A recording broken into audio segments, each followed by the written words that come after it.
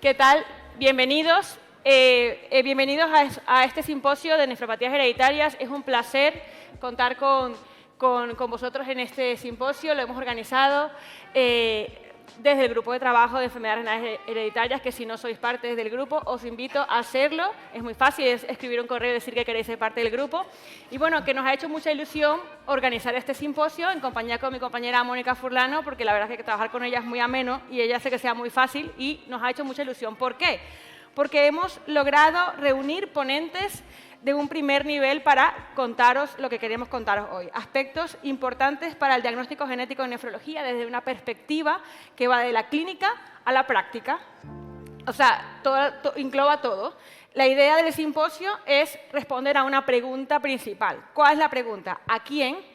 ¿Cuándo y cómo debemos hacer un estudio genético? Eso es lo que vamos a responder hoy. Y para eso lo hemos estructurado en 4 ponencias. La primera ponencia, vamos a empezar con una mirada internacional sobre cuándo está indicado el test genético en una enfermedad renal, de la mano de los mayores referentes a nivel internacional en los estudios genéticos en nefrología.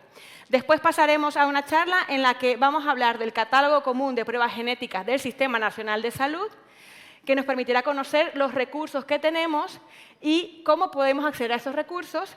Después pasamos a resultados del estudio GenSen, que esto lo que nos hace es ver cómo se ha aplicado a la práctica clínica la realización de estudios genéticos y cuáles son los resultados. Y terminaremos con la actualización de las nuevas guías de ERCANET para el diagnóstico del síndrome de Alport, que es un ejemplo de cómo esto luego puede trasladarse a la práctica clínica. Así que todo esto hace un conjunto, hace una razón, ¿no?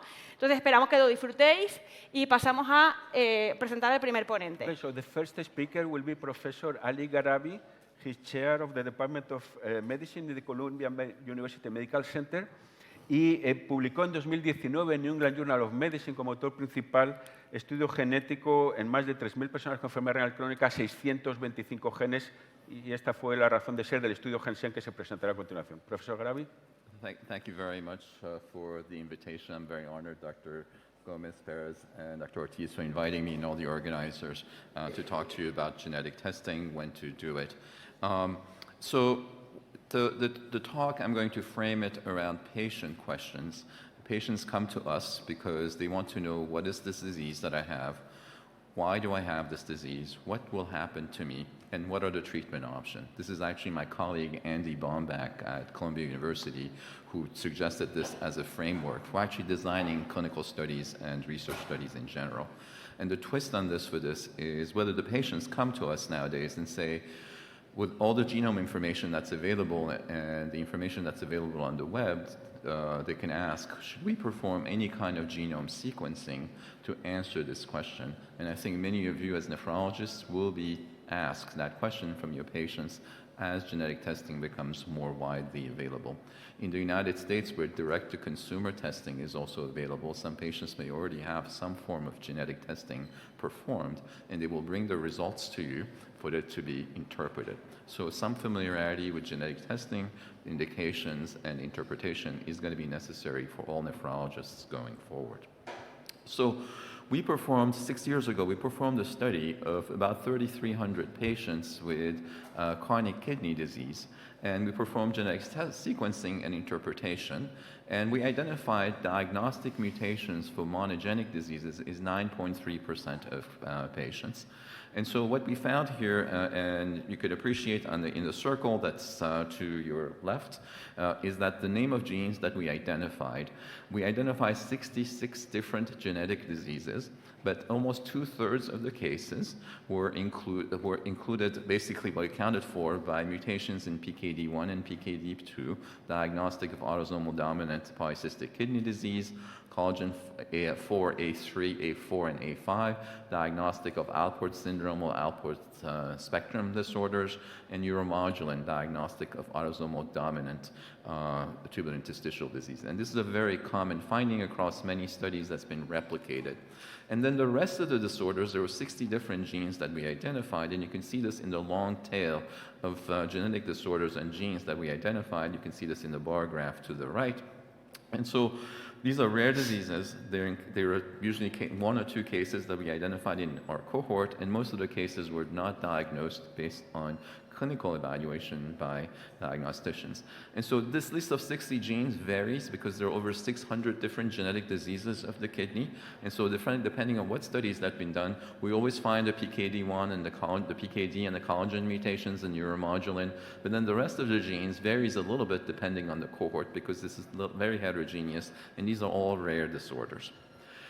The other good thing in the diagnostic algorithm was that we found that we could diagnose the cause of chronic kidney disease of unknown cause in about 20% of cases. And again, you will hear more about this in the context of the Jensen study later on, so I will not talk about this too much, but suffice it to say that you can identify the genetic cause in about 20% of patients who have CKD of unknown cause, and this is again a mixture of different genetic diseases that map to glomerulopathies, tubulointerstitial diseases, CACUT, and various ciliopathies. So really a powerful tool for answering the first questions that patients have of us: what is this disease? Why do I have this disease? What will happen to me? So these studies that we did have been replicated now in, I would say hundreds of studies looking at the diagnostic yield. And I've looked at, and here there's a few studies that I'm highlighting, but really you could see the proliferation of publications. If you look in PubMed for kidney disease and exome sequencing, there are about 2,000 papers that have been published to date. And this is basically what we've found. So we're at the point where, last year we got together with the U.S. National Kidney Foundation to come up with recommendations for genetic testing, and this has been published, and I refer you to this for the details, but really the question was, what are the indications for genetic testing? And I'll go through this in detail, and we said, if people met the criteria for genetic testing, what panel should we use? Should we use exome sequencing, genome sequencing? Our answer, at least for the United States, was to use these large multi-gene disease panels, so panels that encompass around 400 to 500 genes that cover many different types of kidney diseases. And so that takes a little bit of the guesswork out of it and enables you to really get the answer in a large number of cases. And you will hear more about this in the next talk, where there's the Spanish Endeavor initiative to standardize what are the best kidney panels for your patients. So what are some of the indications? So these are some of the recommendations that we have, and these are still being refined, I think, but it's really a family history of kidney disease is very important. And so a third of the patients with chronic kidney disease have a family history, and in those patients with a family history is predictive of having a genetic diagnosis. In fact, there's a threefold increased chance that you will find a diagnosis. If you have multi-organ manifestations, if there are multiple, obviously, organs affected, then that's increased risk of genetic disease. If you have some atypical clinical presentations, or if you want to guide, you think that they will guide therapeutics, then maybe you could include the patients. There are some kidney biopsy findings that are suggestive of genetic diseases. For example, the thin basement membrane that would suggest Alport or Alport-like syndromes. If you have crystals, that suggest some sort of genetic forms of stone formations. If you have FSGS that looks kind of particularly hereditary, then you should look at it, and so forth. If you have CKD of unknown cause, and particularly in a young patient, and here we chose a criteria of less than 50 years, but I think if you can decide, again, based on the patient that you evaluate, particularly if the blood relative is considering kidney donation, you want to find out what the genetic cause is. Like I said, you have a 20% diagnostic possibility. For autosomal dominant polycystic kidney disease, sometimes the diagnosis is pretty obvious, but you have atypical presentation of cystic diseases, and I think that this is important to do this, to be able to do sequencing. Patients come to us because they don't know why they have developed kidney disease, and they've been going from doctor to doctor to figure out what causes the kidney disease, and to end this diagnostic odyssey, I think we could do this. And of course, if there are family members who want to donate a kidney and you suspect that there's a genetic disease, then you have to think about sequencing the patient to be able to figure out what they have, and then you can screen family members. So some of the answers that you can also get from kidney disease, and I think this is something that's going to come into our sort of thinking as we're trying to figure out who should get genetic testing, is what will happen to me. Is there prognostic information in the genetic tests? And so There is, actually. And so it turns out that we sequenced now about 5,700 patients with chronic kidney disease in 3 different cohorts, and we looked at the diagnostic yield. In this particular cohort, the diagnostic yield was 6.5% for monogenic nephropathy and 5.5% for high-risk APOL1 genotypes. This is the multi-ethnic cohort from the United States. And then we had longitudinal follow-up ranging from 2 to 5 years in these patients. And even in this short period of follow-up, we saw that there is an increased risk of kidney failure. The odds ratios are about 1.5 to 2. The eGFR decline was much faster in the population that had monogenic kidney diseases, and there was a lack of complete remission in this population. And so in patients who have monogenic kidney diseases, there's higher risk of progression to kidney disease. It might be that's because some of the therapies that we have available right now don't work as well in these patients, and so we need perhaps targeted therapies to be able to help them. And this is, again, the same thing, showing the same data. This is the eGFR decline. In the red curve, you see patients with monogenic diseases. In the blue curve are the patients who don't have a monogenic diseases. And you could see even the GFR going a little bit higher in those who have no monogenic diseases because a subset of patients actually respond to therapy. So, for example, to steroids when they have FSGS and they go into remission. This has been replicated in this recent paper from the RADAR cohort. This is the rare disease cohort from the UK, where they looked at the cumulative risk of kidney failure in patients who have rare monogenic diseases. And you could see that by age 60 years, somewhere around 50 to 60% of patients have kidney failure. But what's interesting is that there's a paradox.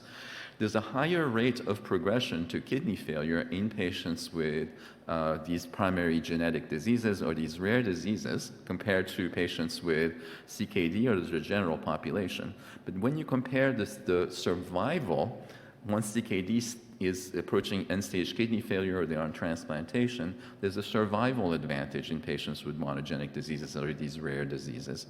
And that also we don't understand. That probably has to do with the fact that many of these genetic diseases affect only the kidney, and you don't have the systemic manifestations or sequelae of systemic diseases such as diabetes in those patients. So prognostic information in chronic kidney disease. And the other thing that we recently found is that there's a family history also matters in terms of not just the family history of CKD. The family history of CKD will tell you if a patient has a higher risk of having a monogenic diseases. But as it turns out, if the patients have a family history of diabetes, they have a higher risk of progression to kidney failure. Even if the patient himself or herself does not have diabetes, if they have a family history of diabetes, they have a higher risk of progression. And that also we don't quite understand yet, but this was replicated again in 2 very large cohorts in the United States. Maybe this indicates also maybe there's some cardiometabolic factors that we don't quite understand. And maybe also explains why we have drugs such as SGLT2 inhibitors that help patients with CKD regardless of their diabetes status. So something to follow up. And then treatment options, I think that's the other reason why you may want to think about genetic testing, and that's because there's targeted therapies available for a subset of diseases. I list here some of them, such as the monogenic forms of hypertension, for which there's some very targeted therapies available. For Fabry disease, we have enzyme replacement therapy. For primary oxyuria, we have RNAi therapy. And now we have clinical trials going on for APOL1-associated kidney disease. This is a genotype-driven study and one of the first in the nephrology field. So we'll see what the results of that trial shows, but I think this bodes really well. And as we do more sequencing and identify more patients who have genetic kidney diseases, clinical trials then become more feasible. Biotech companies and biopharma companies can look at these disorders and say, okay, now maybe we will be able to get enough patients to do clinical trials. So I think the genetic testing will also enable us to then expand our portfolio of clinical trials, hopefully, in the future. And so we had this conference a few years ago with KDIGO looking at all the benefits for genetic testing and the impact. I talked about targeted therapies. You can also avoid giving the harmful therapies to patients, let's say, that have monogenic podocytopathies. And so they typically don't respond to steroids, for example. And so they would be then spared the deleterious effect of prolonged immunosuppression. Some diseases recur after transplantation, such as complement disorders such as hyperoxaluria, such as Fabry's disease. So again, you have to be aware of these. There are extrarenal manifestations of disease. In Alport syndrome, you have the eye and the ear manifestations. With HNF1 beta mutations, assisted diabetes syndrome, you have diabetes. And so all of this really can matter for informing the care for your patients and also counseling them for family planning and also for donation of kidneys from living-related family members. So we also did a study that we published a couple of years ago. This is a multi-center study of about 30 different centers, 1,600 patients, where we collaborated with Natera, which is a diagnostic company. We wind up doing diagnostic testing, and the diagnostic yield for this cohort was about 20%. And also, we administered questionnaires to the doctors, to the nephrologists, before and after the genetic test became available.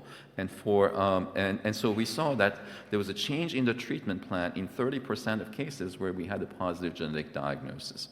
So there's a change in treatment that also comes with the diagnosis. So we have to be able to figure out all the different scenarios where, again, we have a change in clinical management that's possible.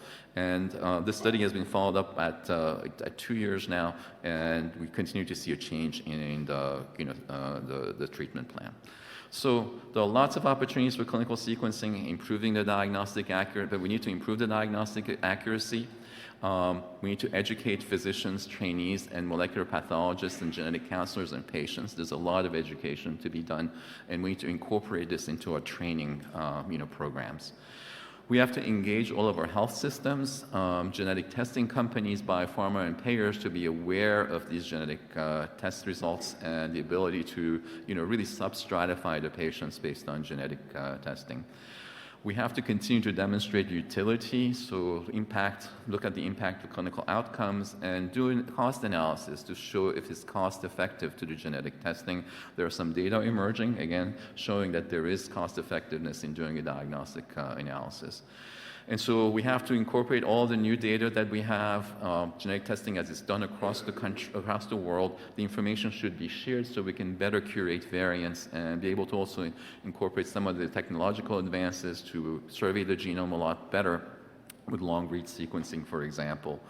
And then, as I mentioned, this creates opportunities for identifying cohorts of patients with rare genetic diseases so we can enroll them into clinical trials and help them, hopefully. And then in the long term, maybe we can even test people who are healthy right now, but then maybe at future risk for kidney disease. And so that's called predictive testing. We're not there yet. And hopefully do this for across the population and avoid this health disparity. So people who maybe can't afford to do genetic testing can still receive the test and get the results. So thank you very much. I'll stop here.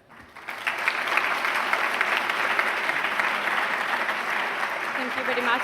If anyone have a question, please go to the microphone. Thank you very much. Is there a question in the audience or not? Thanks for the talk. It was great. Thank you.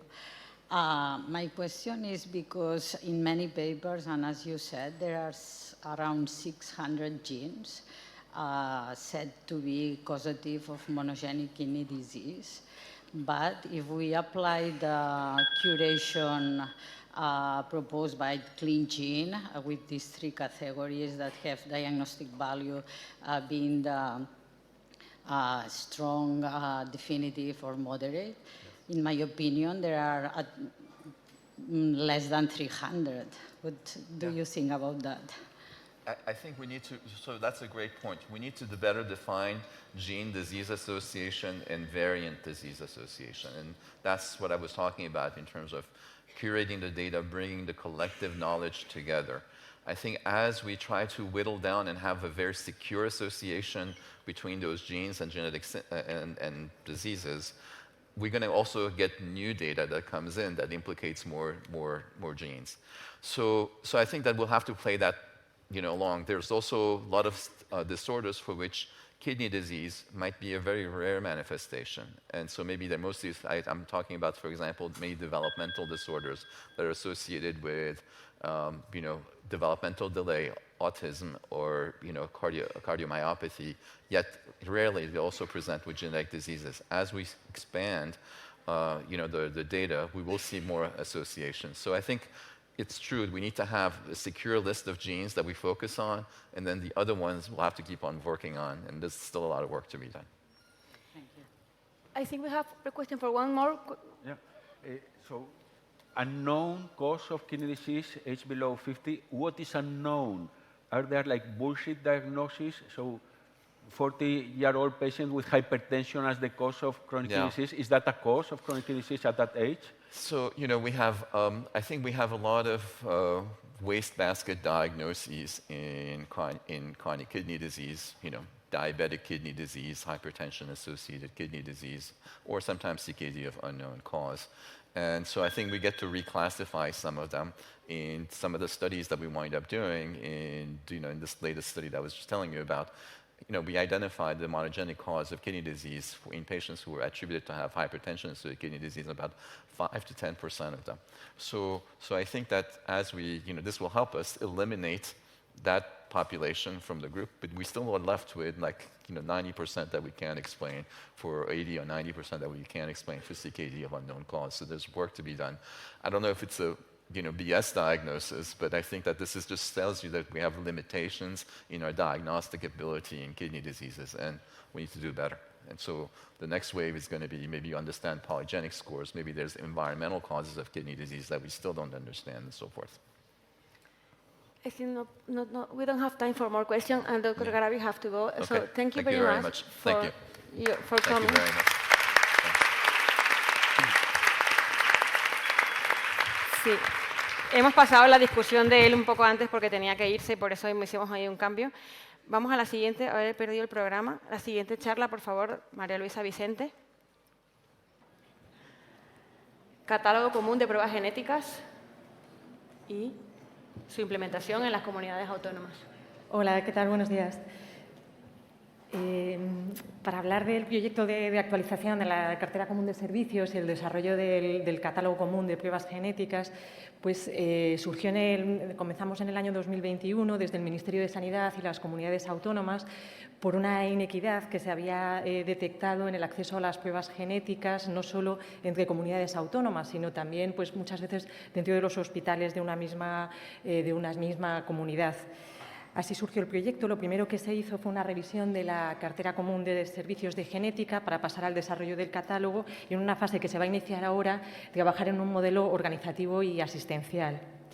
De esta manera se actualizó el catálogo principalmente incluyendo de manera expresa los biomarcadores diagnósticos, pronósticos o predictivos de respuesta al tratamiento, o bien para indicar dianas terapéuticas o para el seguimiento y prescripción de tratamientos seguros, porque había mucha inequidad en el acceso, sobre todo manifestada en la parte de oncología. Y se le quiso dar una entidad propia, aunque ya estaban incluidos previamente en cartera. Se potenció también la necesidad de antes y después del estudio genético del asesoramiento y que la concreción de la cartera común de servicios se iba a hacer por el desarrollo de este catálogo de pruebas genéticas con aprobación por todas las administraciones sanitarias en el Consejo Interterritorial. Y aparte se ha puesto en marcha el Comité Asesor para la cartera común de servicios del área de la genética, que depende del Consejo Interterritorial y está formado pues, por todas las comunidades autónomas, el Instituto Nacional de Gestión Sanitaria para Ceuta y Melilla, el Ministerio de Sanidad, mutualidades de funcionarios, es decir, todas aquellas administraciones que tienen que gestionar los servicios sanitarios. Y entonces es el órgano de coordinación para toda esta prestación de genética y la toma de decisiones y el desarrollo de este catálogo y su actualización. En todos siempre se trabaja en subgrupos técnicos de trabajo, en los que también participan las sociedades científicas implicadas en cada una de las áreas de trabajo que se decidieron y todos los acuerdos se toman por consenso, elevándose hasta acabar en el Consejo Interterritorial. Por lo tanto, es un proyecto de coordinación entre todas las administraciones implicadas. Lo primero que se decidió fue la estructura del catálogo para que todo el catálogo y todas las áreas que se fueran abordando tuvieran el mismo estructura y contenido, de tal manera que se subdividió por áreas, grupos de patologías y patologías, se codificó por CIE-10, diagnóstico, y también, como es un campo muy importante el de las pruebas genéticas para las enfermedades complejas y raras, también por Orphanet. También la utilidad clínica y el tipo de estudio genético, el tipo de muestra en el que se podría realizar o preferiblemente realizar, el tipo de alteración y qué tipo de técnica utilizar para determinarla, y en el caso de que haya un tratamiento farmacológico asociado, pues también se recoge, y los genes o regiones a estudiar. Se decidió abordar poco a poco por áreas de trabajo en distintos subgrupos técnicos. En un primer bloque, ya en junio del 2023, se aprobaron estas primeras áreas de trabajo por acuerdos del Consejo Interterritorial. Este fue el segundo bloque, y recientemente, el 4 de julio de este año, es cuando se han aprobado estas 4 áreas, que incluye ya el área de enfermedades renales y trastornos urogenitales. Este grupo de trabajo fue complejo a la hora de desarrollar el catálogo, porque, a diferencia de otros anteriores, no existía un documento de consenso global o a nivel europeo, como sí pasaba en cardiología, y ha habido muchas horas, agradecer aquí a las coordinadoras del grupo, porque han sido muchas horas de trabajo para llegar a constituir este catálogo del área de renal. Se ha utilizado principalmente el marco estandarizado de ClinGene para la selección de los genes, recogiendo pues, los pregrados de evidencia mayor, y se han completado pues, con otras bases de datos, como pueda ser OMIN, Orphanet, Panelab, el australiano o el inglés, y con toda esta información y la experiencia de los grupos de expertos de los miembros del grupo de trabajo, se ha decidido por consenso los genes a incluir en el catálogo de pruebas genéticas del área. Por comentar las 4 áreas que estarían pendientes de abordar para completar de manera conjunta el catálogo, y después la idea es actualizar de manera periódica y dinámica el catálogo. De hecho, ya, por ejemplo, todo el catálogo de oncología de la primera fase, que estaba aprobado en 2023, ya se ha actualizado de nuevo completamente. Ahora se está actualizando el área de farmacogenómica, y en algún momento pues, llegará en menos de un año, intentaremos hacerlo, pues una revisión del área de renal. Estos son los grupos de trabajo. En el área de renal, para que lo veáis, en el conjunto de áreas siempre hay un representante de la Asociación Española de Genética Humana, y después pues, por áreas de las sociedades científicas implicadas y de las representantes de las comunidades autónomas.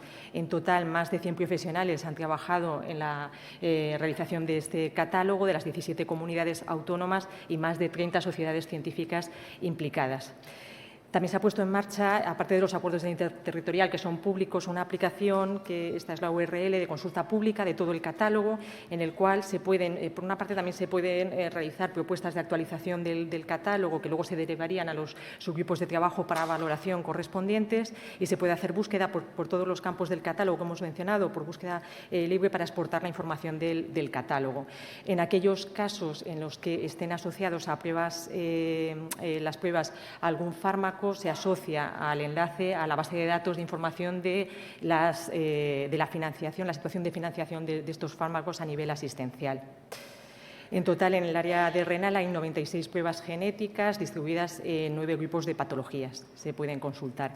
Y ahora, en los próximos meses, se va a incorporar un módulo en esta aplicación que va a ser el mapa CGen, que sería aquellos centros que están autorizados en el SNS, que están realizando las distintas pruebas del catálogo.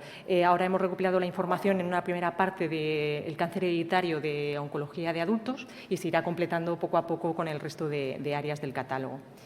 ¿Y cómo se implementa en las comunidades autónomas? Pues las comunidades autónomas, o el INGES, o las mutualidades, son las que tienen las competencias en materia de sanidad y la gestión de los servicios sanitarios, porque se pasó de un modelo centralizado a un modelo descentralizado, en el cual progresivamente, ya en el 2001 se completó completamente la transferencia de la sanidad a las comunidades autónomas.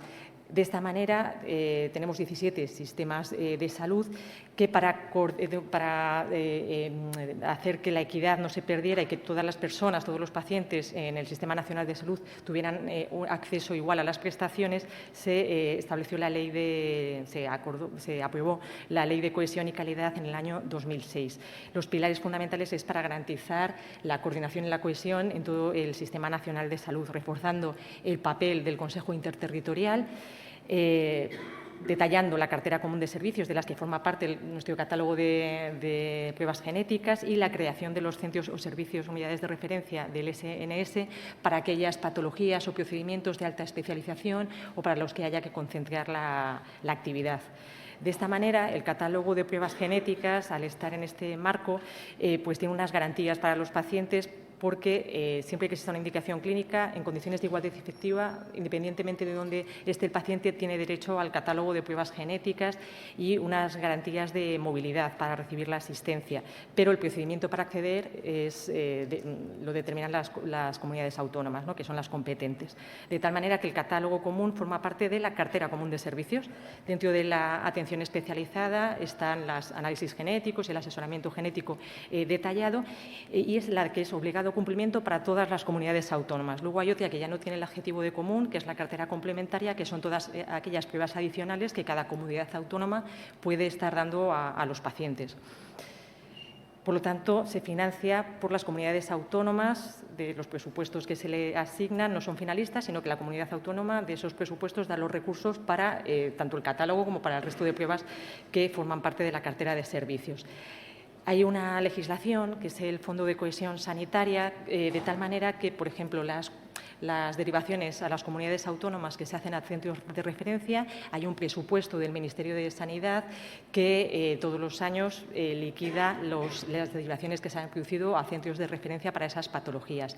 Y también está establecido un sistema de derivación de pacientes de manera programada, de tal manera que si una comunidad autónoma no tiene por qué tener todo el equipamiento y todos los recursos de la cartera de servicios, puede decidir no tenerlo y derivar los pacientes a otra comunidad autónoma. Hay un sistema de derivación que es obligatorio que los pacientes y las derivaciones entre comunidades autónomas se hagan a través del sistema de información del Fondo de Cohesión, que es el SIFCO.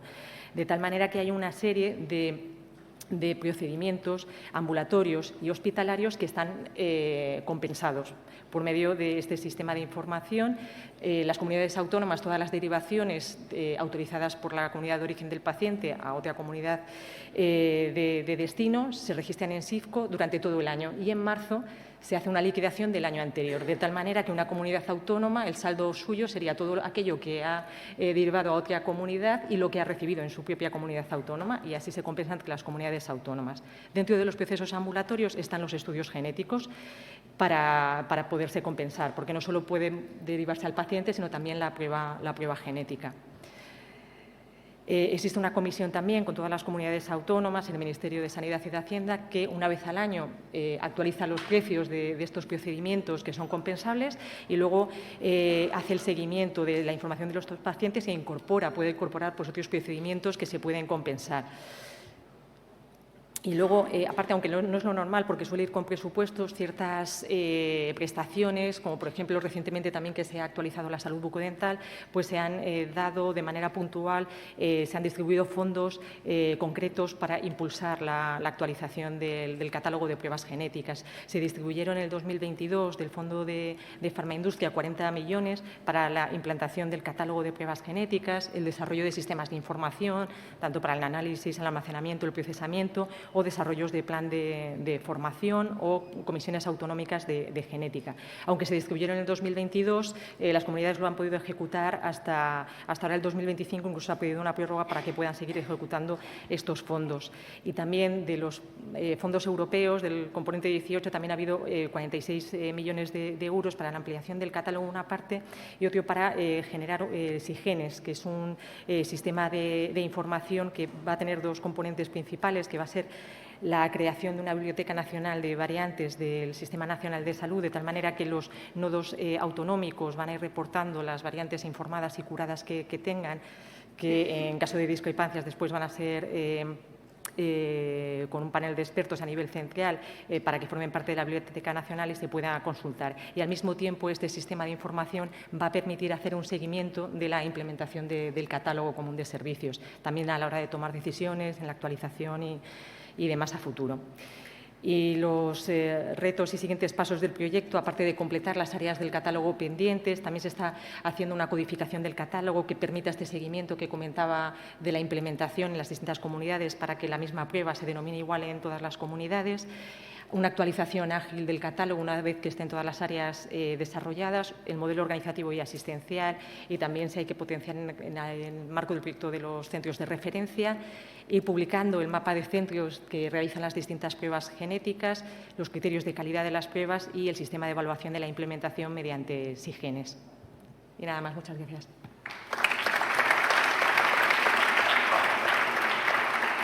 La discusión la hacemos al final, como está planeado. Sí. Después tendremos 4 minutos. Pensad bien las preguntas. Ya te puedes. Muchas gracias. La siguiente presentación será por Miquel Blasco, el alma del proyecto GenSen, que de alguna forma reprodujo los resultados que presentó Ali Gharavi en Estados Unidos. Muchísimas gracias, Alberto. Muchísimas gracias a todos por estar aquí. Mi primera función hoy es de justicia que sea el agradecimiento, y yo creo que debemos hacer agradecimiento a todos los actores que hicieron posible este estudio, que fue un éxito. En primer lugar, me gustaría agradecer a la antigua Junta de la SEN, de la cual tuve la oportunidad de participar durante 3 años, que fue la promotora del estudio. En segundo lugar, me gustaría agradecer al grupo de trabajo de enfermedades hereditarias de la SEN, que acogió este estudio y lo lideró a través de todos sus miembros. Me gustaría también agradecer a Health in Code, que fue la empresa que veréis que hizo los estudios, que analizó los resultados que posteriormente fueron analizados por un grupo de expertos. A las empresas también que después veréis reflejadas que consiguieron la financiación.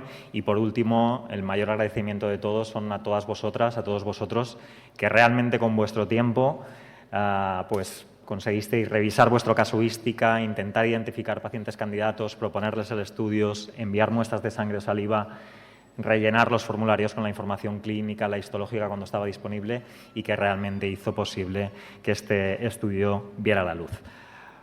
Estos son mis conflictos de interés que no han influenciado en nada en el estudio GenSen. Y un poquito explicaros por qué decidimos llevar a cabo este estudio. Y todos los que estáis en esta sala, nefrólogas, nefrólogos, pues veíais que en los diferentes registros internacionales, repetidamente en el pasado, pero también pues en cohortes más recientes, veíamos que un porcentaje no despreciable de pacientes llegaban a enfermedad renal crónica estadio 5, requiriendo diálisis, requiriendo un trasplante, sin una causa identificada. Incluso pacientes biopsiados, pacientes que habíamos estudiado completamente, y desafortunadamente no sabíamos cuál era la causa y, por tanto, pues muchas veces teníamos la incógnita de si el trasplante era una buena opción, de si podía reaparecer la enfermedad. Y esto era en cohortes americanas, pero también en los registros que hemos tenido a nivel europeo, tanto en el pasado como en el presente. Lo vamos haciendo cada vez mejor, pero seguimos teniendo, si veis en el registro de la ERA, hace poquitos años, hasta un 23% de pacientes que llegan a trasplante, a diálisis, sin un diagnóstico claro. Y también en nuestro medio, en los diferentes registros de enfermedades renales, se iba repitiendo una cifra que en los últimos años se ha consolidado en torno a un 18%. Y además podíamos sumar también, como decía el doctor Gharavi, otros pacientes que acabamos etiquetando de nefroangiosclerosis o de nefropatía diabética sin siempre tener la confirmación histológica, y que podían agrandar el número de pacientes que no tienen muy bien definida cuál ha sido la causa que los ha llevado a un estadio 5 de enfermedad renal crónica. Nos enseñaba algunas evidencias también en torno al 2019-2021 el doctor Gharavi, de que algunos de los pacientes cuando se han estudiado enfermedades renales crónicas avanzadas sin causa clara y hacíamos un estudio genético, pues un porcentaje importante de pacientes conseguíamos encontrar una enfermedad hereditaria renal, y esa fue un poquito la base de plantear el estudio GenSen.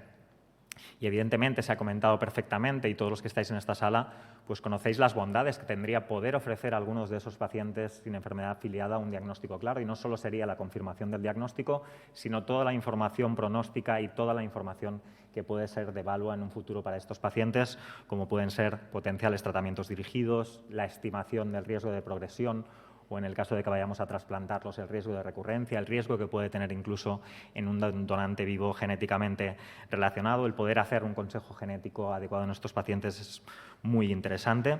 Evidentemente también en algunos pacientes va a ser buscar no solo el riñón, sino manifestaciones extrarrenales, y evidentemente pues evitar tratamientos que sabemos que no van a ser eficaces entre determinadas enfermedades hereditarias o procedimientos invasivos que pueden tener sus riesgos. Así pues, llegamos al estudio GenSen, como decíamos, promovido por la Sociedad Española de Nefrología, realizado por Health in Code, y aquí el agradecimiento a las empresas que facilitaron su financiación. Y la hipótesis del trabajo era clara, es que quizá un porcentaje no despreciable de pacientes con enfermedad renal crónica avanzada pueden tener una enfermedad hereditaria renal y que diagnosticarla va a tener unos beneficios en cuanto a pronóstico, tratamientos dirigidos, asesoramiento genético y también a las familias. Los criterios de inclusión decidimos acotarlos a pacientes jóvenes y fijamos la edad de 45 años. Por tanto, el criterio de inclusión eran pacientes que habían llegado a una enfermedad renal crónica estadio 5, por tanto, filtrado inferior a 15 o ya en tratamiento sustitutivo renal, diálisis o trasplantes, antes de los 45 años. El principal criterio de exclusión eran pacientes que, aunque no tuvieran una prueba genética, tuviéramos constancia de que tenían una enfermedad hereditaria. Y aquí el gran grupo y la diferencia con otras cohortes es que, por ejemplo, pacientes con antecedentes familiares y criterios radiológicos de una enfermedad poliquística autosómica dominante, aunque no tuvieran la confirmación genética, fueron excluidos del estudio. ¿Cómo se realizó el estudio? Pues bien, los investigadores identificaron a los pacientes, proponieron, se firmó el consentimiento y a partir de aquí se enviaron muestras de sangre o saliva. A partir de aquí entró Health in Code, que se encargó de hacer todos los estudios y la interpretación de los resultados, y aproximadamente el tiempo de respuesta que nos daba a los investigadores estaba en torno a las 4 semanas, que realmente fue de mucha utilidad. La metodología aplicada fue analizar mediante la tecnología de high-throughput sequencing la presencia de variantes aplicando un panel de 529 genes responsables de enfermedades renales hereditarias. Se hicieron otras tecnologías para identificar también variantes o cambios que pudieran estar en regiones intrónicas, y esto también es un cambio respecto a otras cohortes publicadas, donde, por ejemplo, se podían analizar muy bien variantes en MUC1 y otras técnicas como eran la confirmación de las mismas a través de Sanger, MLPA o PCR. Los participantes, pues bien, los investigadores de 51 centros consiguieron reclutar o ver que tenían pacientes que cumplían criterios de inclusión, 887 pacientes. Tras proponerlo, 840 decidieron participar y tras un análisis muy detallado de la información que aportaban los clínicos, se decidieron excluir 22 pacientes, la mayoría de ellos porque tenían criterios ya de una poliquistosis renal autosómica dominante, por lo cual en estos 51 centros finalmente entraron en el estudio 818 pacientes y aquí veis un poquito la representación con las comunidades que más pacientes aportaron.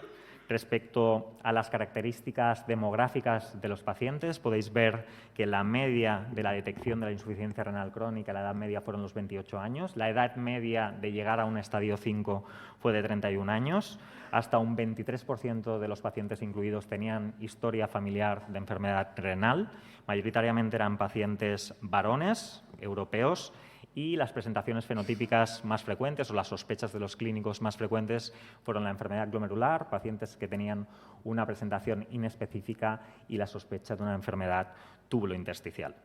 Y en cuanto a los resultados, tras la tecnología que os hemos comentado, pues fueron bastante espectaculares. Yo tenía mis dudas al ver el número de pacientes incluidos inicialmente, si habíamos sido suficientemente exquisitos en la inclusión de pacientes, si no habíamos puesto pacientes por poner, y la verdad es que podéis ver que los resultados fueron diagnósticos positivos, que significa que tenían variantes patogénicas o probablemente patogénicas que podían explicar la enfermedad renal del paciente en un 24,8% de los pacientes. En cuanto a la herencia, mayoritariamente autosómica dominante, seguida de autosómica recesiva y ligada al cromosoma X, y veis también que hay un porcentaje no despreciable de pacientes que los catalogamos como un diagnóstico no concluyente. Y esto incluía pacientes con variantes de significado incierto, y quizá un proyecto de futuro puede ser ver si las podremos reclasificar a través de estudios funcionales o estudios de segregación. Es complicado porque somos muchos centros, pero es un proyecto que sería muy interesante. Pacientes también que tenían HOT-BUS, 3%, un 5% variantes patogénicas o probablemente patogénicas en genes recesivos y finalmente un 1% que presentaban algún factor de riesgo o polimorfismos de riesgo. Aquí tenéis representados los genes que se encontraron en el mayor número de pacientes. En el top 5 tenemos los asociados con colegenopatías, el NPHP1 y el PAX2. Y un poquito si los agrupamos por grupos de patologías, veis que el principal diagnóstico fue todo lo que tiene relacionado con el espectro de Alport, seguido de las podocitopatías, las tubulopatías, la nefronoptisis y finalmente un 8% de enfermedades quísticas. Por tanto, a modo de conclusiones y de resumen, un 25%, 1 de cada 4 pacientes por debajo de los 45 años han llegado a enfermedad renal crónica avanzada, tenían una enfermedad hereditaria y hubo un beneficio importante de eso. Mayoritariamente fueron del espectro Alport seguido de podocitopatías y nefronoptisis.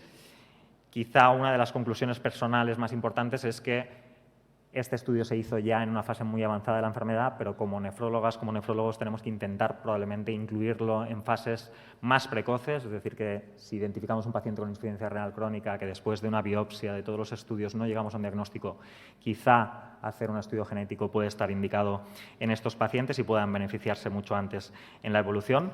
Simplemente decir que estos resultados, justo en el mismo año que salió el GenSen, se corroboraron en diferentes series, hasta en 4 publicaciones más, y aquellas que más se parecían a nosotros, pacientes jóvenes, enfermedad renal crónica avanzada, veis que los números se repiten con una capacidad diagnóstica de entre el 25 y el 31%.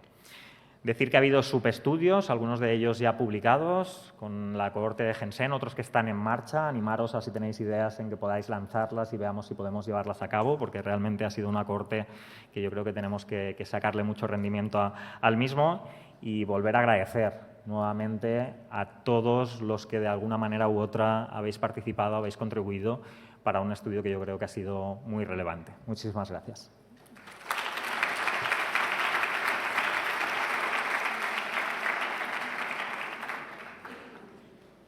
Para finalizar, siguiente ponente, luego dejamos la discusión para el final, ¿no? Doctora Mónica Furlano, de la Fundación Puigverd de Barcelona, nos va a hablar sobre las nuevas guías clínicas para el síndrome de Alport. Buenos días.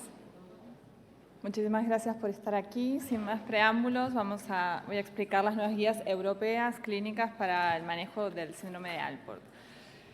A mí me encanta empezar con esta diapositiva, que es cuando Cecil Alport describió por primera vez una familia con una hematuria familiar, en donde veía que los varones se morían a la edad de 14 y 19 años, que esto es impensado a día de hoy, gracias a todos los estudios que se han estado haciendo en los últimos años. Y han pasado solamente 98 años desde que este señor describió a esta primera familia y lo describió en la revista Lancet. ¿Y qué ha pasado después? Pasaron casi 60 años hasta que se describieron los genes del síndrome de Alport. En 1990 se describió COL4A5 y posteriormente COL4A3 y COL4A4. Y desde ahí, hasta que se publicó el genoma humano completo, pasaron 8 años hasta que empezamos a usar Next Generation Sequencing. Todo esto de los paneles que hoy en día nos suena muy fácil, los pedimos y analizamos muchos genes. Al mismo tiempo, solo han pasado 17 años. Y en estos últimos 17 años sabemos muchísimo más sobre el síndrome de Alport que en los años previos. Y no solamente de Alport, sino en todas las enfermedades renales hereditarias, como se ha explicado previamente. Y este año, en enero, se han publicado las primeras guías clínicas europeas del síndrome de Alport. Estas guías clínicas europeas han sido lideradas por la doctora Russe Torra y por la doctora Beata Lipska, que es genetista especialista en enfermedades renales hereditarias. Estas guías se han realizado junto con el grupo de ERCANET, el grupo de la ERA y el grupo de la Sociedad Europea de Nefrología Pediátrica. Han participado no solamente nefrólogos, sino pediatras, genetistas, oftalmólogos, otorrinos, todos los especialistas y pacientes involucrados en el síndrome de Alport. ¿Cuál es la definición de síndrome de Alport que nos aportan estas guías? El síndrome de Alport se caracteriza por una hematuria persistente. Y persistente quiere decir que exista la presencia en 2 o más muestras durante un periodo de 6 a 12 meses de hematuria. Y el síndrome de Alport progresa a terapia renal sustitutiva. Frecuentemente puede estar acompañado por una hipoacusia neurosensorial bilateral y a veces con anomalías oculares. En el síndrome de Alport tenemos los 3 patrones de herencia mendelianos. El ligado al X, en donde el gen relacionado es el COL4A5, el Alport autosómico dominante, en donde no se saltan generaciones, y los pacientes afectos tienen una variante patogénica en el gen COL4A3 o COL4A4. Y el patrón autosómico recesivo generalmente son niños afectos que tienen 2 copias, 2 mutaciones, en el gen COL4A3 o COL4A4 y generalmente sus padres están asintomáticos. Podríamos decir que los padres serían portadores asintomáticos, pero a día de hoy sabemos que los padres, al ser portadores de una variante, tendrían un patrón de herencia autosómico dominante. Entonces, la palabra de portadores la vamos a ir desterrando. ¿Cuáles son las indicaciones para hacer un estudio genético en el síndrome de Alport? Niños jóvenes que tengan hematuria glomerular persistente aislada tienen indicación de estudio genético. Aquellos individuos que tengan una hematuria persistente y que tengan antecedentes familiares de enfermedad renal o de hematuria también tienen indicación. Cuando un paciente no tiene antecedentes familiares, pero le hemos realizado una biopsia renal en el contexto del estudio de una enfermedad renal crónica y no hemos encontrado nada característico, tenemos una inmunofluorescencia negativa, tenemos que buscar una posible causa y a este paciente le podemos pedir un estudio genético. Cuando tenemos pacientes con una hematuria persistente y alguna afectación auditiva o alteraciones oculares, también es indicación de solicitar un estudio genético. Pero también cuando estamos estudiando enfermedades renales proteinúricas o enfermedades renales quísticas o cuando tenemos una enfermedad renal crónica inexplicable, vamos a solicitar un estudio genético que incluya los 3 genes. Los 3 genes juntos nos va a poder ayudar a identificar si podría ser la causa de la insuficiencia renal crónica. En relación al riesgo de alcanzar terapia renal sustitutiva, podemos ver claramente que el 90% de los varones con Alport-LIGO-X llegan a diálisis antes de los 40 años. En cambio, en el Alport recesivo, el 50% llegan a diálisis antes de los 30 años. Para el patrón de herencia autosómica dominante, cerca del 3%, menos del 3% pueden estar en diálisis a los 60 y a los 80 años el 3%. Por lo tanto, el riesgo es muy, muy bajo. ¿Y cuál es la frecuencia en cada uno de estos patrones? Pues del Alport-LIGO-X es de 1 cada 2.300 y sorprendentemente hace unos pocos años, a raíz de los estudios grandes de genomas que se están haciendo a nivel poblacional, se ha descrito que la presencia de variantes patogénicas en los genes COL4A3 y COL4A4 es de 1 cada 106. Y esto es muy sorprendente porque decimos, ¿cómo vamos a identificar cuáles son los individuos que tienen estas variantes, sobre todo si están asintomáticos? Pero realmente, si están asintomáticos, el síntoma cardinal es una hematuria. Ese estudio que se ha publicado probablemente sobreestima con este valor, porque cuando analizamos los datos suplementarios vemos que muchos de esos pacientes no tienen ni siquiera hematuria. Entonces, ¿en dónde podemos sospechar que un paciente puede tener una variante patogénica en COL4A3 o COL4A4? En aquellos pacientes que tengan en la biopsia renal una enfermedad de la membrana basal delgada, cuando tengan antecedentes de Alport autosómico dominante o enfermedad renal asociada al colágeno tipo 4, nefropatía del espectro Alport, que es muy amplia cada vez más, y históricamente aquellos pacientes que los identificábamos como hematuria familiar benigna. Y aquí los expertos de las guías dicen que hay que evitar el término benigno porque ya está más que demostrado que algunos de estos pacientes evolucionan a insuficiencia renal crónica. ¿Cómo vamos a hacer el seguimiento de los pacientes que tienen variantes en COL4A3 o COL4A4? Si son totalmente asintomáticos, vamos a hacer un screening para hematuria y de albuminuria y recomendar un control anual de la presión arterial. Cuando estos pacientes ya tienen albuminuria en más de 2 muestras, luego del tratamiento con YECA y AGA2 como antiproteinúricos, recomiendan un control cada 6 o 12 meses con función renal y un examen de orina. Si tienen más grados de insuficiencia renal crónica, recomiendan ajustar el seguimiento de acuerdo a la categoría de enfermedad renal crónica que tengan con el tratamiento correcto. Los niños que están en riesgo de tener esta enfermedad o que tengan hematuria, recomiendan hacer un urianálisis a partir de los 1 o 4 años, desde los 4 años, y es un screening con examen de orina, básicamente. El riesgo de enfermedad renal crónica a edad avanzada es mayor en las personas que tienen variantes patogénicas en COL4A3 y COL4A4 en comparación con la población general.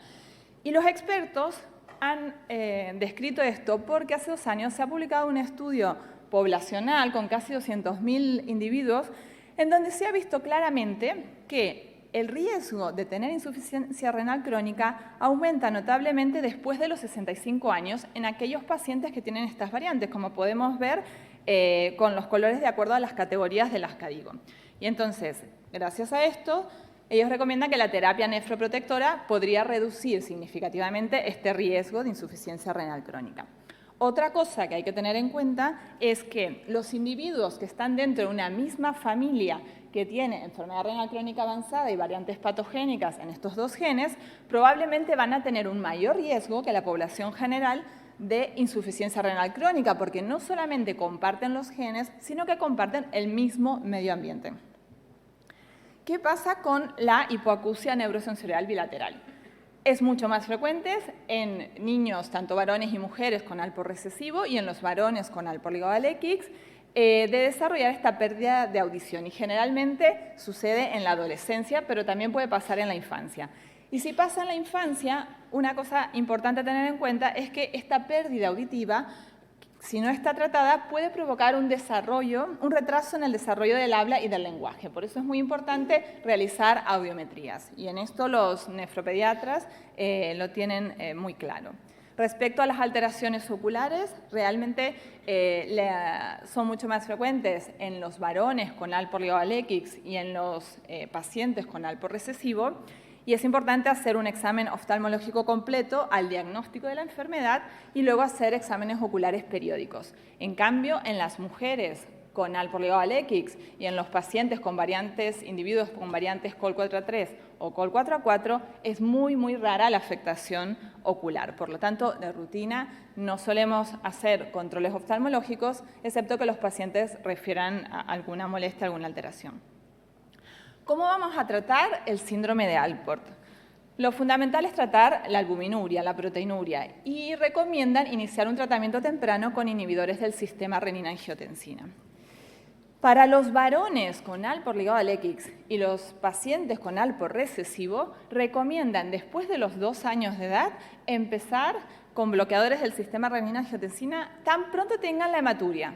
Y esto es muy importante, no hay que esperar a que tengan albuminuria, porque ya se sabe que el pronóstico va a ser insuficiencia renal crónica. En cambio, para las mujeres con Alport ligado al X y los individuos con variantes en heterozigosis en COL4A3 y COL4A4, no hay que iniciar los IECAS y ARA2 cuando tienen solamente hematuria, sino cuando apenas le aparezca la albuminuria. ¿Y qué pasa con los inhibidores de SGLT2? Que ya sabemos que van súper bien para todos los pacientes que tienen proteinuria y enfermedad renal crónica. Pues bueno, el Alport es una enfermedad renal crónica y por supuesto las guías recomiendan utilizarlos, pero después de haber iniciado un tratamiento con IECAS y ARA2. Los inhibidores de SGLT2 en Alport no están aprobados, no hay datos disponibles en este momento y recomiendan no iniciar estos fármacos como monoterapia en el Alport, sin el uso previo de los IECAS y ARA2.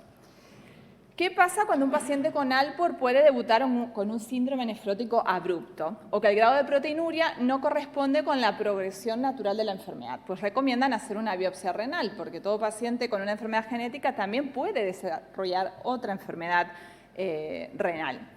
Si esa biopsia es inespecífica, no nos aporta ningún dato, recomiendan ampliar el estudio genético, ya sea con un panel de genes de enfermedades renales hereditarias o con exoma.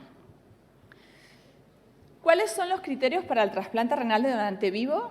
Que muchas veces las madres de estos niños con Alport ligado al X quieren ser donantes, lo mismo que los individuos con variantes patogénicas en COL4A3 o COL4A4. Lo primero es hacer un estudio genético al familiar que quiere ser donante para ver si tiene o no tiene la mutación. Tiene que ser mayor de 40 años y estar sano. No tiene que tener ni albuminuria ni insuficiencia renal y tampoco tiene que tener evidencia de daño histológico de daño renal. El riesgo de desarrollar nefritis post-trasplante de Alport o enfermedad de antimembrana basal glomerular, de nuevo, es de menos del 3%. Y este dato es muy importante porque a raíz de que en los últimos años ha mejorado el tratamiento inmunosupresor, este porcentaje es menor. Entonces, ¿qué hemos aprendido con estas guías clínicas? Que las pruebas genéticas para COL4A3, COL4A4 y COL4A5 deben ser parte de un estudio inicial en individuos que tengan una hematuria persistente, proteinuria, una insuficiencia renal o una focalis segmentaria de origen desconocido. El inicio temprano de los inhibidores del sistema renina-angiotensina-aldosterona es el tratamiento estándar. Añadir los inhibidores de CGLT2 en adultos con proteinuria y enfermedad renal crónica. Hay que valorar hacer una biopsia renal si tenemos un síndrome nefrótico abrupto o una proteinuria inesperada. Y el trasplante renal de donante vivo en pacientes con variantes en los genes del Alport debe considerarse como el último recurso. Y ahora quiero agradecer, sobre todo desde que Cecil Alport descubrió o describió la primera familia con hematuria familiar hasta ahora, a todos vosotros que habéis hecho desde el año 1992 publicando todos los casos clínicos, series sobre el síndrome de Alport, porque todo esto que hacéis ayuda a que todas las guías y consensos se puedan realizar de la mejor manera, porque siempre lo que se hace es una revisión de la bibliografía. Y todo este es el aporte de España, digamos, a la comunidad internacional de Alport. Y sobre todo quiero agradecer a dos personas que nos representan a nivel internacional en guías y consensos, y aquí no voy a ser objetiva porque yo trabajo con ellas, pero están en PubMed, y que son la doctora Elizabeth Ars, que es genetista, y la doctora Ruse Torra, que ha liderado las guías europeas de Alport, y muchísimas gracias a todos vosotros por estar aquí.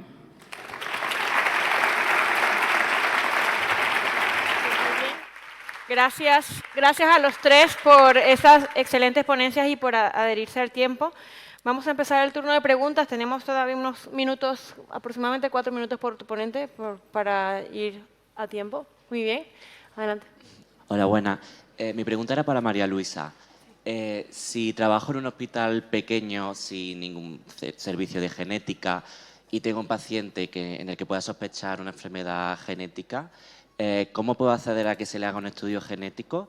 Y, por otro lado, ¿qué es lo que tengo que pedir? ¿Pido yo los genes en concreto o digo simplemente que se estudien genes relacionados con enfermedad renal crónica o cuento el fenotipo? Eso es todo. Claro, la petición supongo que será desde, como comentaba, el procedimiento de acceso es el que tenga establecido vuestra comunidad autónoma, que no sé si tiene algún protocolo en el que solo ciertos hospitales puedan pedir cierto tipo de pruebas. A nivel de SIFCO tiene que tener la validación de tu comunidad autónoma si hay que enviarlo fuera y la aceptación por parte de la de destino. Lo único que si es un paciente en el que tú consideras que existe esa indicación y estando en el catálogo, o bien tu hospital o a través de derivación a otro, dentro de tu comunidad autónoma tendrían que dar respuesta sí o sí, porque es obligado lo que está ahora mismo en catálogo. Muchas gracias. A ti. Doctor Ortiz. Yo también tengo una pregunta sobre el catálogo. En primer lugar, enhorabuena porque era algo necesario.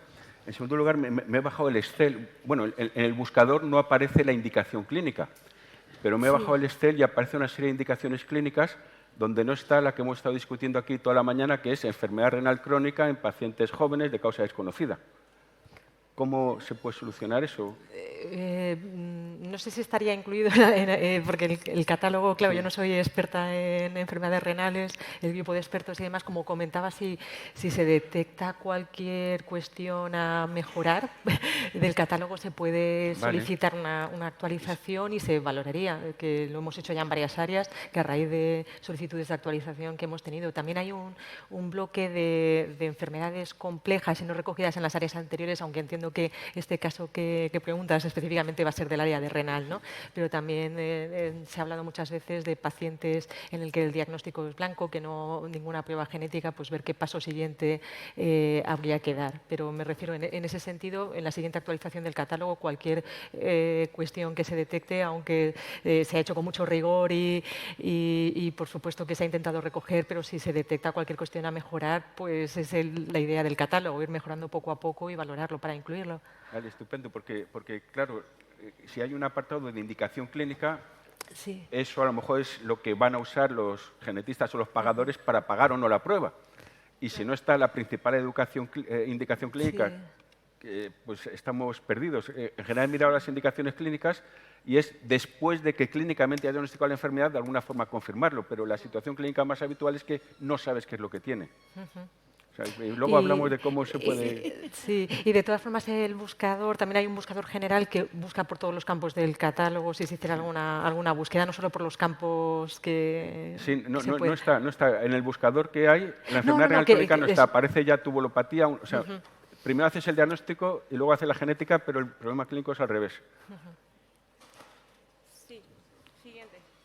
Sí. Alberto, yo puedo decir algo al respecto porque he participado Sí, activamente haciendo este catálogo. El tema es que por cómo se había hecho la estructura del Excel, te ponían, o sea, se trataba de que fueran enfermedades genéticas conocidas, con un Orphanet y un CIE-10. Entonces, no tiene Orphanet la enfermedad renal crónica de debut a menos de 45 años, ¿sabes? Con antecedentes familiares. Entonces, lo que sí que hemos hecho es como por grupos, ¿no? O sea, sí que yo al principio había puesto una de nefropatías no filiadas, pero claro, no había código. Claro. Entonces, el tema es este. Sí que, por ejemplo, en las CACU, yo que sé, pone bilateral, se trata de momento... Es como un catálogo de mínimos en el sentido de cuando hay una alta sospecha de que sea de causa genética, porque no se trata de pedirle un estudio genético a todo el mundo, porque este criterio que tú dices lo puede cumplir. O sea, tenemos que hacer un estudio genético a casi todos los jóvenes. Pues a lo mejor sí, porque trabajo tras trabajo, en país tras país, uno de cada 3, uno de cada 4 lo tiene un rendimiento más alto que la biopsia renal, que además es invasiva. Ya, pero de momento es como de mínimos y se tendrá que pagar y tampoco está muy claro cómo se van a pagar. Bueno, no sé, el tema económico también hace. Gracias. Muy bien, siguiente pregunta. Hola, mi pregunta es para Mónica. Gracias por la charla. Y vi que ponías fenotipo quístico entre los pacientes de Alport. Quería saber tu opinión sobre si ya existe evidencia robusta de que estas variantes patogénicas en estos genes puedan estar causando estos quistes o todavía no está claro. ¿Cuál es tu opinión? Muy buena pregunta, gracias. Mira, esto, como digo, lo recomiendan las guías porque se basa en la evidencia de lo que está publicado. Entonces, tenemos, los franceses han visto que no hay relación entre los quistes y las variantes patogénicas. Los italianos dicen que sí. Y nosotros, que hemos publicado la cohorte de Alport dominante, lo que hemos visto es que los pacientes con estas variantes tienen mayor cantidad de quistes a medida que tienen mayor insuficiencia renal crónica. Y está relacionado también con la edad, o sea, a mayor insuficiencia renal y a mayor edad. Lo que no hemos visto realmente es un fenotipo poliquístico como el de la poliquistosis renal autosómica dominante. Eso sí que no. También es verdad que como estas variantes son tan frecuentes, una cada 200, por ejemplo, a lo mejor una cada 106 es demasiado. Claro, si tenemos un paciente con fenotipo poliquístico, yo lo primero que voy a sospechar es PKD1 o PKD2.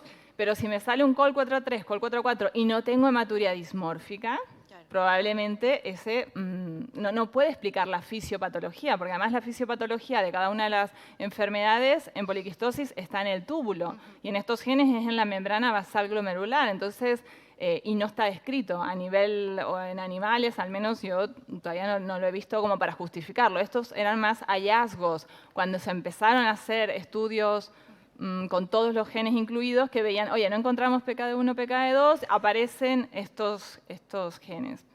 Pero yo creo que no tiene relaciones, solo con el filtrado y con la edad. Vale, muchas gracias. Tengo una pregunta para Miquel Blasco. Primero, felicidades por los resultados y por el estudio tan bonito. La pregunta es que no me he enterado, a lo mejor lo has dicho, del 25% de rendimiento que tuvisteis. ¿Qué porcentaje tenían antecedentes familiares positivos de enfermedad renal y o manifestaciones extrarrenales? Tú hablas que te la han... Sigue. ¿Sí? Ahora sí. No lo he dicho. He hablado de los antecedentes familiares de la cohorte entera, que son 26%, pero sí que se analizó y en los pacientes que tenían antecedentes familiares el rendimiento fue de un 36%. Es decir, que subió respecto a la cohorte completa. Y respecto a las manifestaciones extrarrenales teníamos muy poquitos pacientes que se incorporaron y no había un rendimiento mayor. Pero sí que fue mayor en aquellos que ya tenían antecedentes familiares. 36% tenían variantes patogénicas o probablemente patogénicas, fueron diagnósticas. Y el comentario es que he visto en la lista, ¿no?, que, por ejemplo, podocalixina lo poníais en el grupo diagnóstico y después, ahora recientemente habéis publicado un trabajo donde hipotetizáis que esta podría ser una nueva entidad.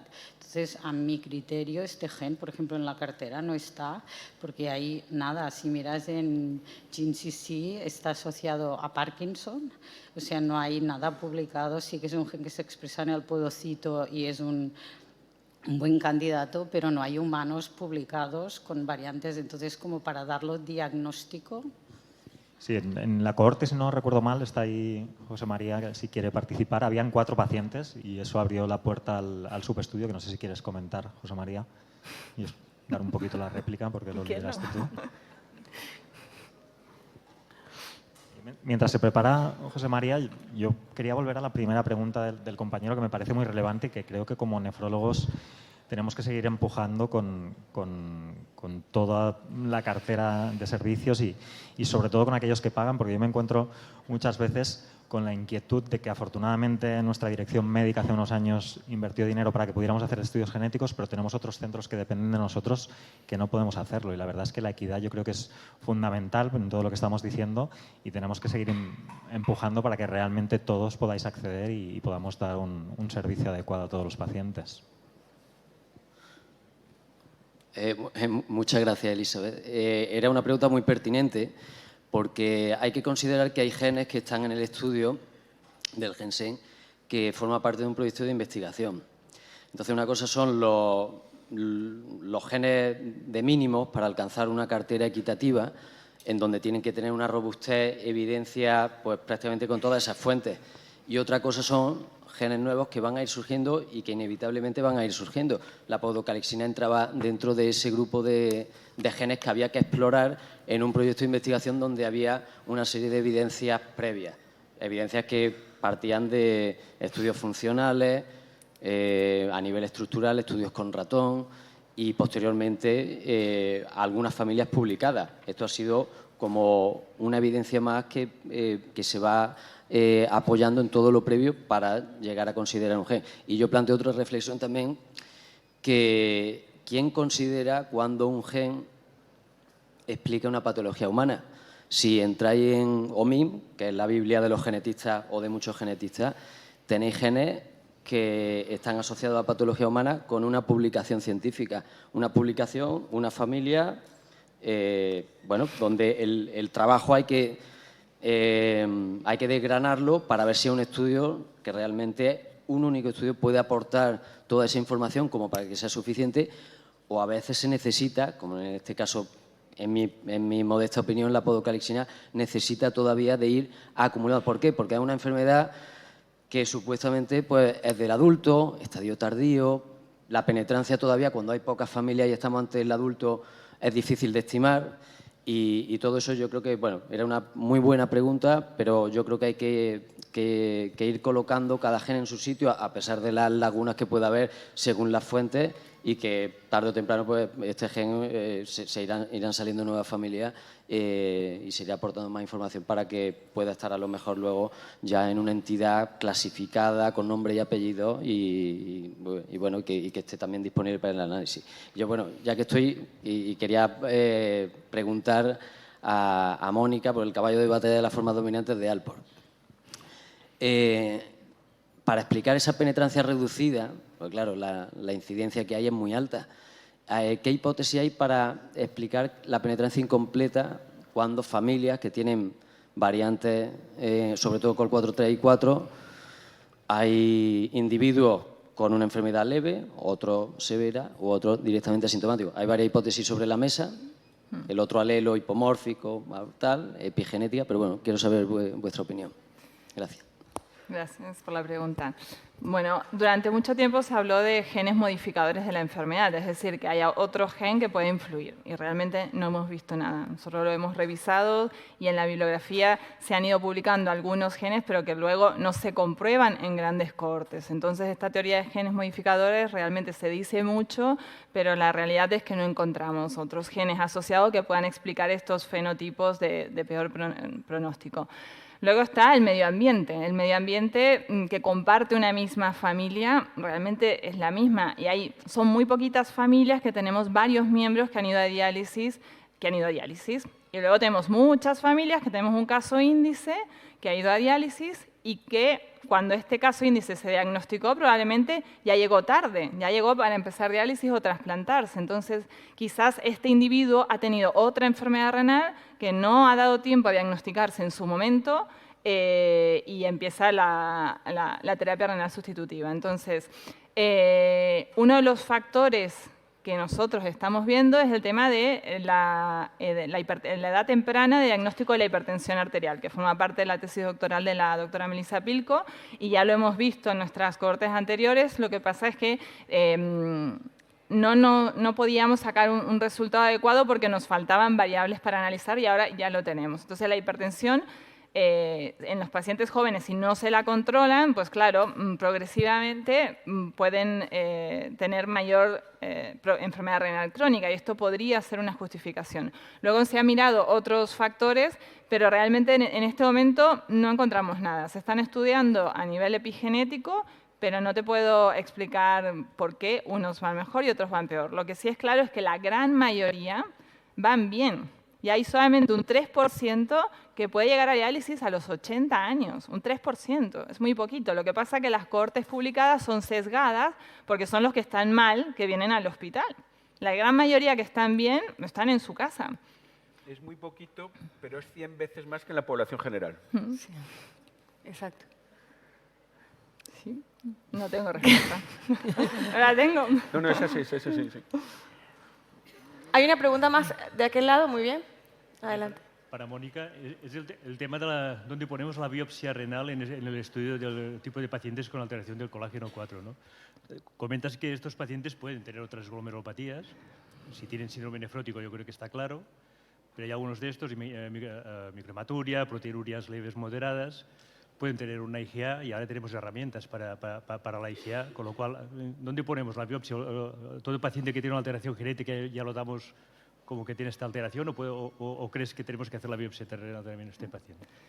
Muy buena pregunta. Cuando hay alta sospecha de una enfermedad hereditaria es muy claro porque se va a hacer el estudio genético. El tema es luego el seguimiento durante tanto tiempo, que son enfermedades que poquito a poco van teniendo albuminuria y la función renal va empeorando poco a poco, sobre todo en el patrón autosómico dominante, porque el legado del X y el recesivo es muy claro que los varones con 25 o 30 años tienen 5 gramos de proteinuria, no son para biopsiar. El tema es el dominante, que es si esa proteinuria que va poquito a poco de repente aumenta notablemente o se hace una bajada del filtrado que no cuadra, hay que buscar otra cosa. Y eso sí sería indicación de hacer estudio genético. Y puede tener una IgA de forma concomitante, hay casos descriptos, o cualquier otra enfermedad autoinmune que puede afectar al riñón. Son patologías crónicas de muchos años de seguimiento.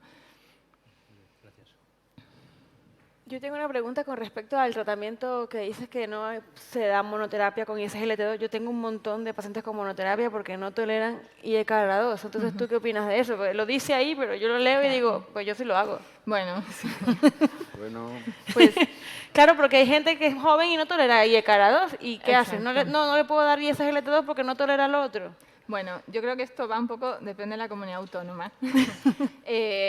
Las guías, como digo, lo que describen es lo que está publicado y la evidencia que hay. Luego, la evidencia que viene la estamos haciendo entre todos. En una charla de ayer de cardiorrenal que hablaban de los inhibidores de SGLT2, con albuminuria de menos de 200, lo recomiendan darlos. Entonces, yo creo que nosotros, por ejemplo, en Cataluña, tenés que tener un mínimo de IECARA2 para poder iniciarlo cuando la albuminuria es muy poquita. Yo pongo Ramipril 2,5 y controlando la presión arterial, y si viene el verano, para alguno de los dos fármacos para poder añadir la glifosina. Y esa es la realidad de lo que hay. Digo, si se lo podéis dar, yo creo que es un buen fármaco y que está cambiando la nefrología y necesitamos más tiempo y más evidencia para demostrarlo en el síndrome de Alport, pero es una enfermedad renal crónica, por lo tanto indicación la tendrá.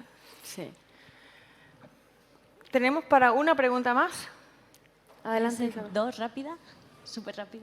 Bueno, Sí. si da tiempo, si no, no pasa nada. Muchas Adelante. gracias por la charla.